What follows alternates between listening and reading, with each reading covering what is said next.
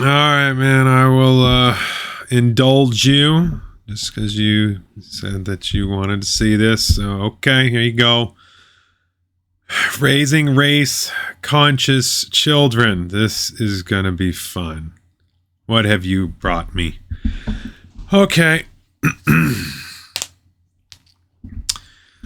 Welcome to Race Conscious Children, a resource to support adults who are trying to talk about race with young children. Why? What are you trying to do? Indoctrinate them into it? Kids don't recognize race. You have to teach them that. Goals of these conversations are to dismantle the colorblind framework. And what? Make them racist? Make them see color? Why? And prepare young people to work towards racial justice. So that means be racists. Oh, this is going to be bad. I don't know if I can do this, man. If we commit to collectively trying to talk about race with young children and therefore screw them up, we can lean on one another for support as we together envision a world where we are actively challenging racism every day. Nobody support. Many of the blog's posts are geared towards white people, but why is it capitalized white? They did that with black people, now you're doing it with white people. It's not a proper noun. A community of guest bloggers represent diverse backgrounds, and strategies discussed may be helpful for all. Oh, I don't think I can do all this. This is a lot of stuff. Are all Muslims terrorists? My child's Muslim identity. I wonder how well this aged. What's this from? 2018. So, it's December. So it is October 11th of 2023, which is during the Israeli-Palestinian War or the beginning of World War III, depending on how far in the future. Okay. How long is this? Okay, we're going through it. All Muslims are terrorists. My child's Muslim identity. So why isn't our religion the same as everyone else? My 7-year-old son Omar asked. Nathan came up to me and said I was going straight to HE double toothpicks, and he is sure of it. Mama, am I going to hellfire? He said this in the most perfect Southern accent. What did I do wrong? Why will God not let me into heaven? Oh, I have to wait. Yeah, this is a comment section. So I have to click. Why isn't our religion the same as everyone else? My 7-year-old son Omar asked. Nathan came up to me as I was going. Oh, wait, that's the same thing. Where's the...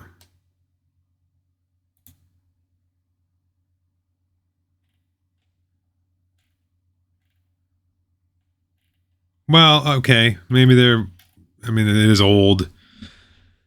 So, fine. That didn't work out as well as I'd hoped. But let's just talk about, what would be the difference? Well, when was the last time a Christian went and blew themselves up? Just when was the last time a Christian strapped on a bomb vest and went to a crowded place and blew themselves up? Because the last time that happened from a Muslim was like yesterday. And when was the last time that, and now since we're post 10/7, okay? When was the last time a Christian paraglided into a festival of Muslims and then just slaughtered 260 of them like cattle? When did that happen? Okay, let's go back to the main thing. Okay. Coaching seminar, race conscious. So...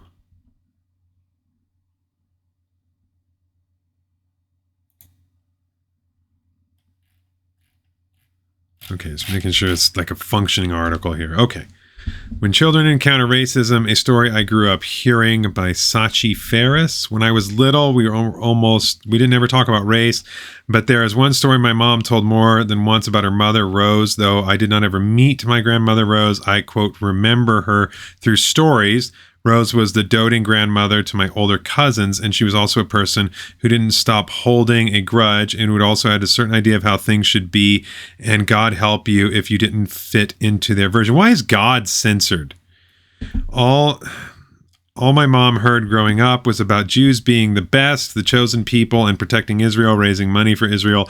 And my adolescent mother would think, what about everyone else in the world? Why are we any better than anyone else?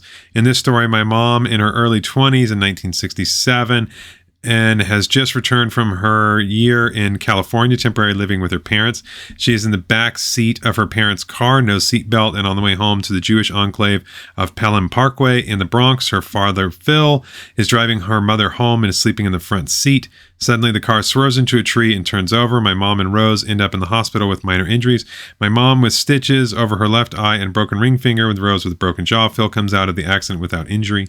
A few days later, in a post-hospital state of recuperation, my mom and Rose are sitting up at the vinyl-covered kitchen table in her childhood home, talking. Rose's jaw is wired shut, but this doesn't prevent her from insulting non-Jews.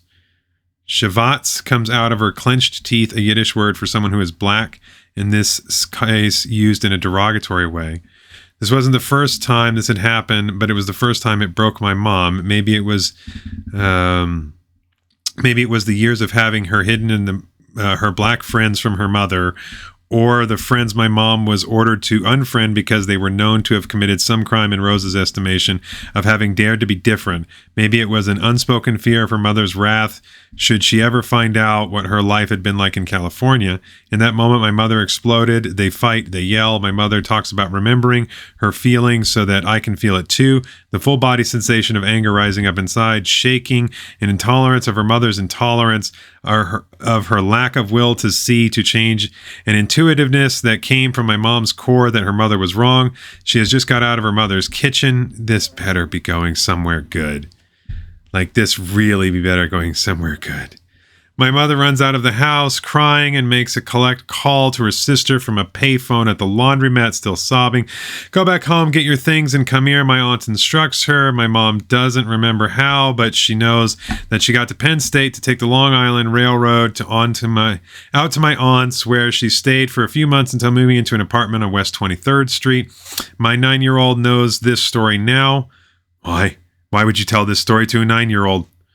Through multiple tellings and questionings of why my grandmother Rose was a bigot, my mother always said, or racist.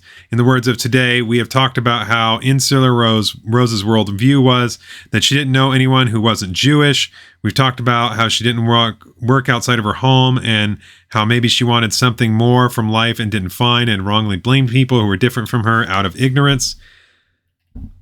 We've also revisited conversations we've had in the past about bias and what happens when children and adults see images that present whiteness as better or normal over and over and over. That it makes us all think that it's true, that white is better, even if we don't want to think that.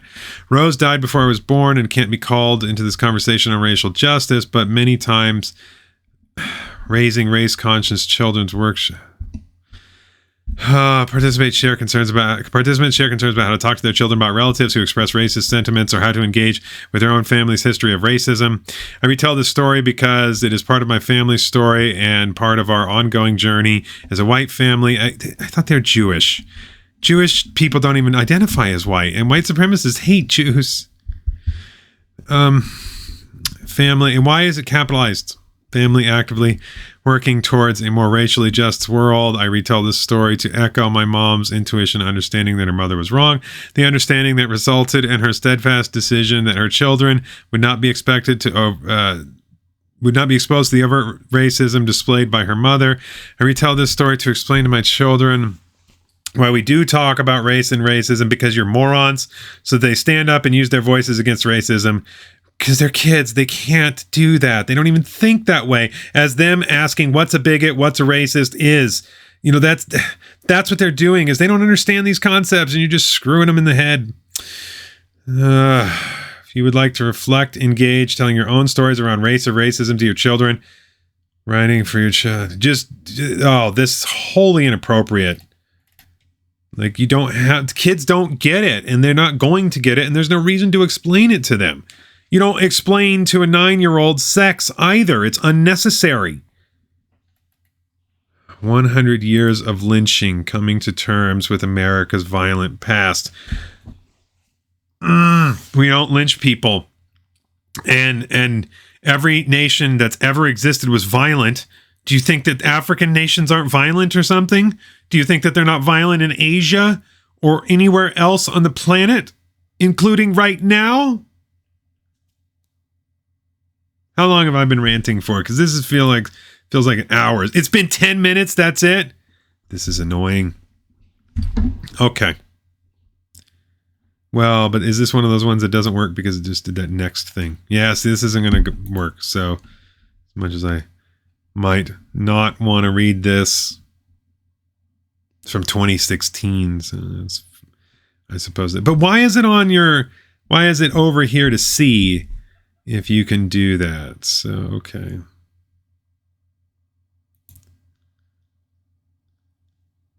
Okay, raising one. Oh, this is okay.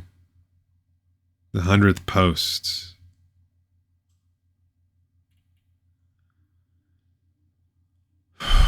Top 10 race-conscious things you can say to your child to advance racial justice. Explicit, proactive language around race. We are called white, but it's confusing. Yeah, what do you mean when you say white? Do you mean Slavic? Do you mean Greek? Do you mean Spanish, Anglo, Franco? Do you mean Norman? Do you mean Dutch? Or I could go on for a while. This piece of paper is really the shade of white. Now we're talking about, because my skin's not white. Nobody has white skin. Some albinos maybe. Does this look like the color of our skin, but people with a lighter skin color like ours are called white, even though we don't look like the real shade of white. And it's the same with Beba, her black doll. Look, showing the black long sleeve shirt. This is the real shade of black. Is this the color of Beba's skin? Beba has more of a brown skin color, but some people with Beba's skin color are called black.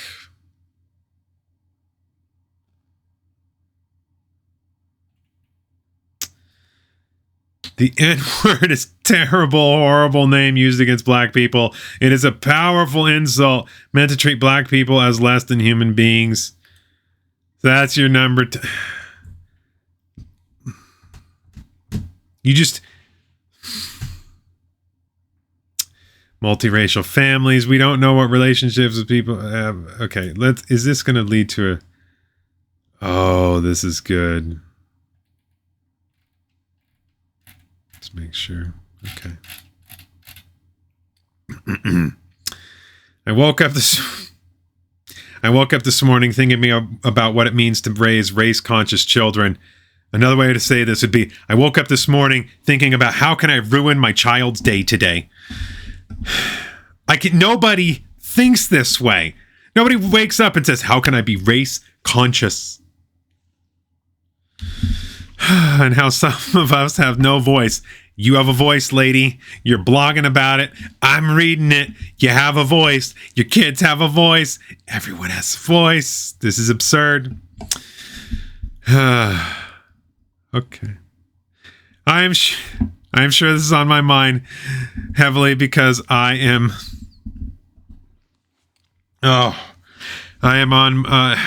being allowed to read my middle daughter's college essay today after a couple months of her agonizing over it.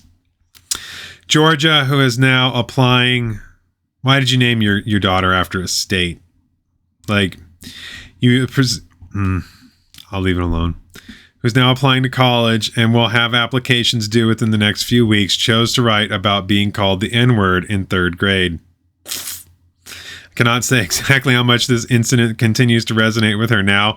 Yeah, because you made it into one. I guarantee you're the one that made this into a big deal. Because if you'd have just let it go and just said, oh, it's no big deal, it's just some something that dumb people say, and it wouldn't have been like the life traumatizing thing. 3rd grade? Come on. It is not something that makes her stir in the night. In fact, the classmates responsible for the incident continue to be among Georgia's friends now at school. Of course, because it's not an issue. The fact that Georgia can recall so vividly what happened and how she felt, and that the subject continues to be one that poses a dilemma for her is significant. It happened in third grade with the introduction of an email address for Georgia to communicate with her family members who lived far away. She would write back and forth with her grandparents from North Carolina and Virginia and with a great aunt from California. Georgia does not remember when she began sharing this address with her classmates, but she and I are both clear about the evening she read a short message from two of them in all caps that declared she was an N-word. Georgia had read the email alone in her room, and I wasn't there to see her first reaction. What I remember is Georgia, usually quick-witted and sure of herself, standing at the top of her stairs to her bedroom, looking scared and telling me that something was wrong, and she had gotten a scary email and wasn't sure what to do.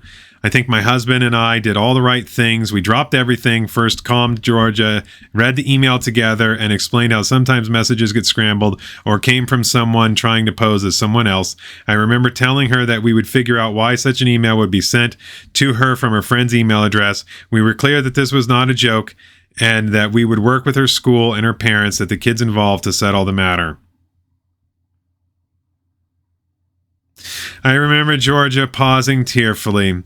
I think she had pajamas on, blue satiny ones that hung a bit on her because they were hand-me-downs from her bigger sisters. She looked up from the email message and wanted to know what an N-word was. She said she knew it was a bad word, but didn't understand why it was used in reference to her. My husband and I took a deep breath and no doubt reveled in the joy that you could bring her into your cult. And I tried my best to check the anger that hit me like a ton of bricks. I was all at once furious. Racism had crept into my 8-year-old girl's world, and I had no control over protecting her from it. Yeah, you did. But, forget about that. I spoke first, and I simply as I could. The N-word is a terrible, horrible name used against black people. Why is it capitalized? It's not a proper noun, and it's a powerful... Oh, yeah, I hate when people do that. I remember trying to tie this treatment with Georgia had already learned from school unit about Martin Luther King and Rosa Parks. I did not have a lot of good examples from her own schooling to pull from, and this too made me angry and sad. Had I not prepared my child enough? Nope, you had not. I felt myself fumbling through and hot under the collar. I had a million thoughts running through my mind in that 2-minute moment, and whether we had chosen the right school, the right neighborhood, the right life for our children so they could be strong and whole.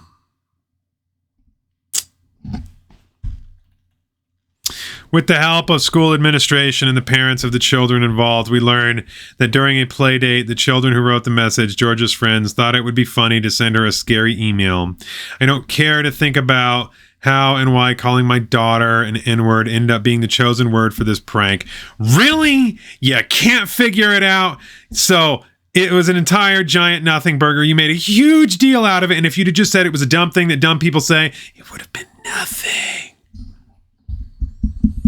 The two children responsible each blamed the other, and we didn't ever learn the truth about how the idea originated. I'm sure that it is not important for us to know. It's not. It's totally not, because that's just kids.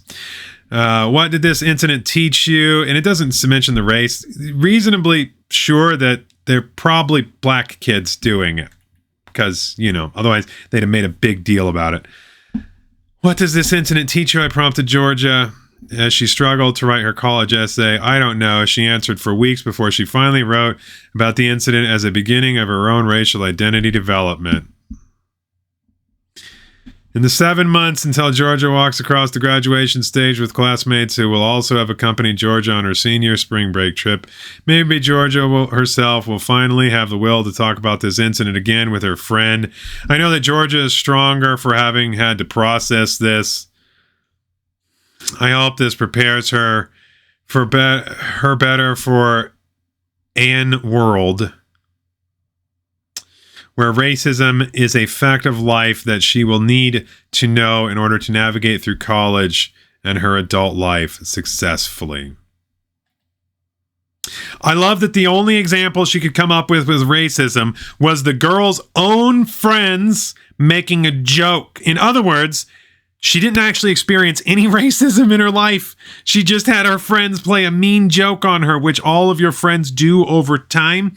And, you know, if you were a slightly better parent and checked your child's email when she was 8 or 9, when however old she was when this happened, I mean, you should have been screening those. That's on you.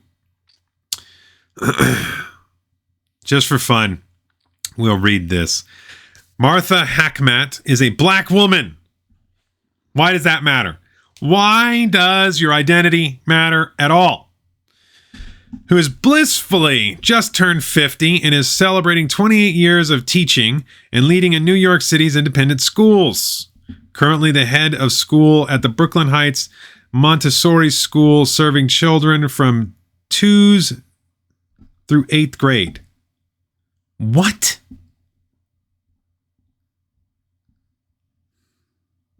Martha has been a lower, middle, and upper school educator and has held administrative positions such as diversity director and middle school head. Diversity director, huh? A prestigious position, no doubt. Martha has served as an independent school trustee and has been a member of various committees for the National Association of Independent Schools and the New York State Association of Independent Schools. She was also the founder and director of Educators for Growth and Empowerment, a diversity consulting team, of course, that presented in schools and conferences nationwide. Martha is married to Steve, a white man. Why does this race need to be said? And has 3 biracial daughters. I mean, isn't that evidence? Who are now 20, 17, and 13 years old. This is great. I love it. So in other words, you would like to keep forever race being in the forefront so that you can have a reason to be diverse and a reason to complain and whine and cry. I'm also glad to hear that your daughter lived a life where she didn't experience any racism and is going to college so that she can go. Hopefully she doesn't teach, doesn't act like you. Hopefully she learned from you and does better and maybe has a job that's worth more than a diversity director.